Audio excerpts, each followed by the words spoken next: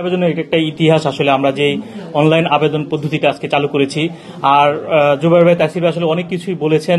আমি শুধু মনে করে দিতে চাই, আমাদের ডেডলাইন হচ্ছে 25 অক্টোবর রাত 12টা। এর মধ্যে আশা করি আপনারা এগুলো ফিল আপ করে ফেলবেন, এবং আপনার যদি কোনো ধরনের সমস্যা থাকে আমি আছি, বা আমাদের ডেডিকেটেড যে নাম্বার রয়েছে সেই নাম্বারে ফোন করতে পারবেন।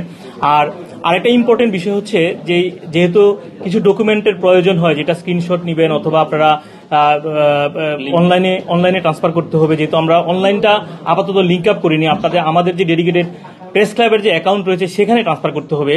এটাকে আপনাকে মোবাইল দিয়ে ট্রান্সফার করে ওই স্ক্রিনশটটা আপলোড করতে হবে। সেক্ষেত্রে হয়তো আপনাকে আধা ঘন্টা বা 10 মিনিটের জন্য ওই প্রসেস থেকে বের হওয়া লাগতে পারে। সেজন্য আপনি যখন আবার লগ ইন করবেন, সাথে সাথে আপনাকে ওই যেখান থেকে আপনি শেষ করেছিলেন ওখানে আবার নিয়ে যাবে।